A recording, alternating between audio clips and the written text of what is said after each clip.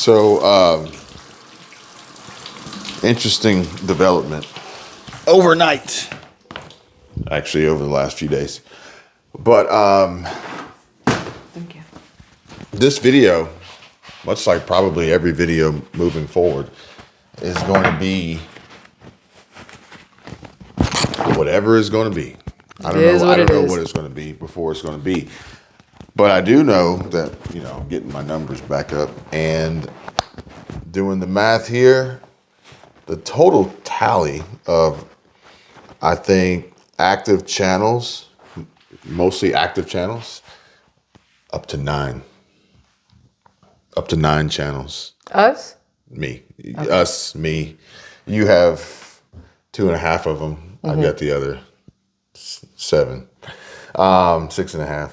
But the reason for that is because everyone's got its own different vibe, or will, because it has to. YouTube's forced us to do that. Okay. The audience, the comments, everything forced us to do that. You can do what you got to do. Okay, because I'm going to be over with my back to you. Okay, just making sure. But that's the thing. Like I said earlier, it's a podcast. Oh, and that's the other thing. We started a podcast. So it's a podcast. So the visual doesn't really matter as much. Okay. Which goes into the real meat of this conversation, this talk, this chat. Los meat and potatoes. Is what is the actual conversation? Okay? Mm-hmm. Now, you're probably not going to like this one. All right. But, as you asked me a few minutes ago about a title or a thumbnail, and my follow-up question was, well, did you watch the video? Because without watching the video, it's really hard to get an understanding for what it should be or why it works or the choice that was made. Okay. And I was watching some channel I've never seen before. Max, move. You're in my way. I love you. I think it was recommended on my home screen. And it is Next Level Gardening. Have you heard of this one? Well, no. I don't think so. I mean, the words next level sound correct, but maybe I have and maybe I just don't realize I have. Next Level Gardening. Mm-hmm. So, I'm a critic when it comes to YouTube. Mm-hmm. Like, I can't help it. Yeah, that's true. So he's got 961,000 subscribers. This video's got 584,604 views since it's been uploaded 5 days ago. So that's really good. Yeah. I mean, that's really good. I agree. And if you look at his channel, before that, 114. Before that, 17,000, 18,000, 17,000, 35,000. He said something, he did something in this video that really made this video. You're good. I'm just putting things around you. That really made this video like pop off. And here's the deal. His titles and his thumbnails are pretty consistent. So it comes down to, what did he say? Okay. Like, you don't want to come over here and look at his channel and then say, okay, I see his title and thumbnail. Got it. Because for him, it doesn't matter. Okay. You see what I'm saying? Yeah. So, ironically, in this video, so here's the critical part. Everybody can make their channel and do their channel the way they want to do it. But, I tell you what, I'll leave the criticism aside.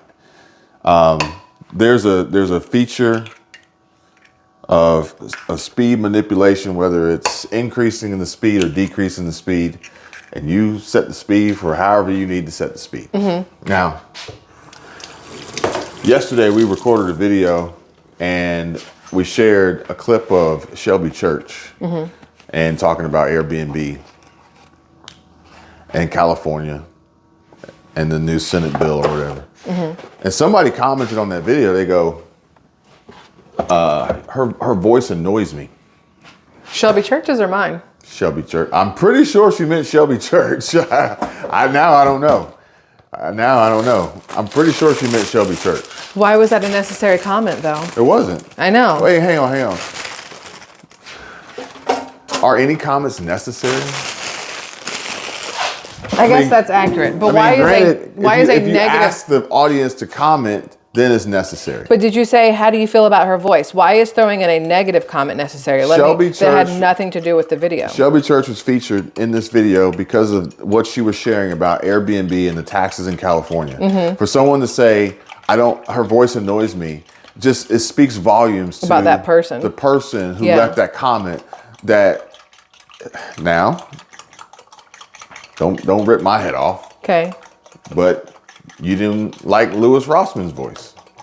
Yeah, but I told you I didn't comment on his video about it. I didn't say I don't like your voice. I understand. But I didn't send you his video for you to critique his voice. True. So the key here is honestly like really moving past quite possibly maybe the things you don't like for the benefits that are behind. I think about it. Let's just say we're not sponsored by AG1, but let's just say AG1 is really good. Okay. But it doesn't look or taste good. Ugh. Yeah. I've never had it, so I don't know. Ugh. But it's like, but if it's really good for you, maybe you just got to suck it up.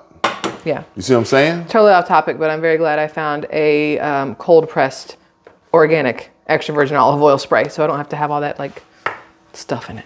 Cold press? Cold pressed. So me personally, typically, I don't care. Like even the quarter ring. I sent you the quarter rings video this morning to help further explain Louis Rossman's video. But I don't really like the quarter ring. It's just not my style. So that's not my thing. Yeah. And as soon as he started going off and started selling his coffee thing, I was just like, this is not what I wanted to watch. Yeah. I wanted to know about Louis Rossman and YouTube's fight, you know, not your coffee, you know? But I get it. You are trying to monetize your content. I get it. But I got what I needed and I left. And the same here with Next Level Gardening. Odds are I'll probably never watch another one of his videos because I'm not a garden person. I don't care. And it did take me a little while to get through it, but I also had time to kill and I set it on 2x speed. So it was fine. He shared a lot of information in the video that he didn't actually say. There's a lot of clips pictures he was put up on the screen. So maybe it adds to the retention or whatever. But I think maybe it was just redundant. So he didn't feel like he needed to say it because all the headlines were literally saying the same thing. And there's no need for him to repeat all these headlines that were the same. Now, you weren't here, but I was watching the Conservative Twins and they were talking, they had this migrant video up. Okay. But they were like, you know, why can't journalists be journalists again? Instead of different political leaning sources trying to manipulate a story for whoever they want to trigger. That's an easy answer, though, because the people who own where the journalists get to put their stuff, whether it's in writing or visual, are owned by left or right and pushed by left or right, generally speaking. It's hard to find independent journalism out there where you can go get information that's not opinionated. Well, and it all, where does it all start? With us, because we allow it and we push it. Not you and I, but I mean, like, like, people. with these sources, where does it all start? Like, to make that happen, where does it start? It starts with the headline. Yeah. It starts with the headline, the title, the thumbnail. So I'm gonna play next level and see if I can get this to start. On the table for your family, I think you would agree. In the short time since this study came out, media outlets all over have jumped on it with the same dire headline. So basically, they're trying to make this argument that organic backyard gardening is worse for the planet than the holistic, I guess, not holistic, but I don't remember the exact term that he used, but it was more of a traditional form of gardening, I guess. Regenerative by any chance? No, That's a new push. It's a jab against organic gardening. They're trying to persuade people not to do it because it's more harmful for the environment, for all the inputs to make it happen. For instance, the trucking and the materials and everything you need to go organic. And they're saying It's the same things you need to go non-organic, so they're that saying, makes no sense. but no, they're saying like you don't need raised beds, and you don't need to build these things, you don't need all this. And they're saying instead, just go the garden like how you used to, and forget all that other stuff, and just use pesticides. No. Because the pitch here isn't I don't know about where you're sitting. it isn't about the well-being of the consumer and what they actually put into their bodies.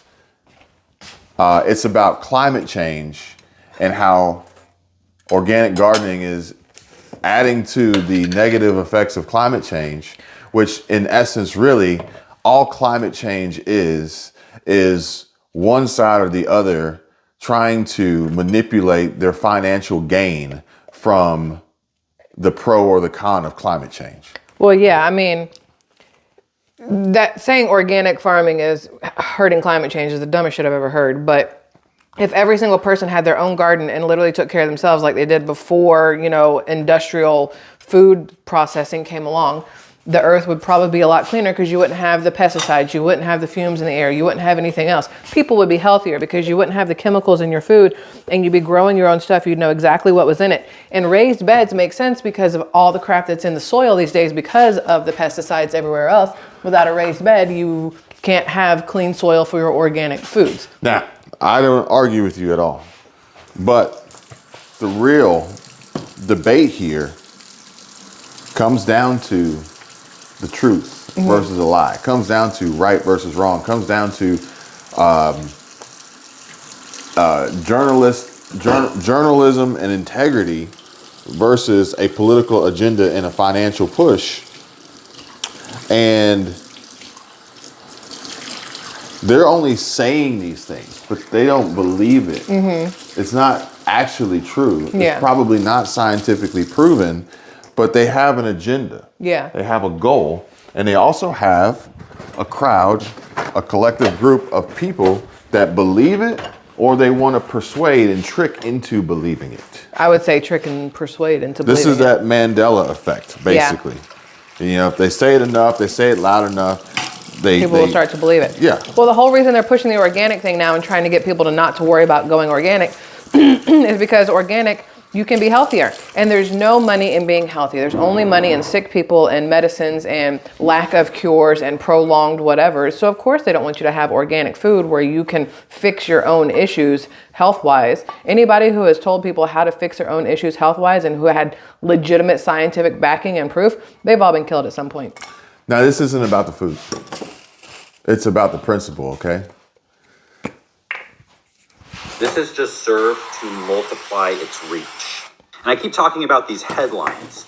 And the reason I do that is because that's what gets people's attention. So we're almost halfway through the video, and he's really kind of getting to it. Okay. And this is why I don't want to be too critical of his content, because he has to do certain things to get attention. And he has to do certain things to get the reach, but he also needs to say and do certain things so that people understand what he's about to tell them. which is what I mean. We do in videos. What I do, Okay. or at least what we do, but I get picked on the most for. Kevin, will you just hurry up and get to the point? Well, There is no point without the front part. Would you just read the back page of the video, of the I think you would book? agree. In the short time since listen to what he's got to say here. this study came out, media outlets all over have jumped on it with the same dire headline. This has just served to multiply its reach. And I keep talking about these headlines. And the reason I do that is because that's what gets people's attention. That's the sensationalism. But what does this study really focus on? I'll put a link to the University of Michigan who did this study. They have a short video that kind of encapsulates the entire study. But the focus on the video and the focus on the study puts gardening in a lot better light than you would believe by looking at all the headlines. They actually talk about how important home and urban gardens are now and how important they're going to be in the future. But in a world of shortening attention spans, most people aren't going to get past the headline. And I think the powers that be know that because they bury the positives, any positives about any of these things, they bury at the bottom of the article where nobody's going to see it. The most ridiculous. They bury it at the bottom of the article where nobody's going to see it. It's all about these headlines. I'm trying to remember the exact phrasing he used. Hey, do you want any orange juice? No, thank you. And he said dire headlines. Okay, dire is the word that he used. Okay. And I think that's why he showed so many different headline clips, is to kind of like solidify his point. Dire headlines. Uh-huh. But what's actually in the articles, and then further buried being the positivity, most people aren't going to see. They're not going to get to, they're not going to read, they're not going to hear, they're not going to understand. So I guess the thing is the long and short of it is what type of headline do you want? And what story are you telling? Okay. And in there, are you trying to hide something, or are you trying to clearly share whatever truth you have to tell? Okay. Because if you want to, you can go the route of these media outlets and these dire headlines just to get the short attention spans of the masses who don't know any better, who will base their sole opinions and future actions off of a title and thumbnail or a headline, rather than actually doing any sort of homework and research and listening to what was said, and really thinking about it and weighing their options and maybe even creating more questions and follow up and doing further research. But it all is going to depend on what you've created and how you want to package it to deliver to whomever is going to possibly receive it and open it. Okay. So when you say, well, should I have words in my title or my thumbnail, or what kind of titles or things like that, that's a choice you've got to make. But I think it starts first with, what story are you trying to tell? Makes sense.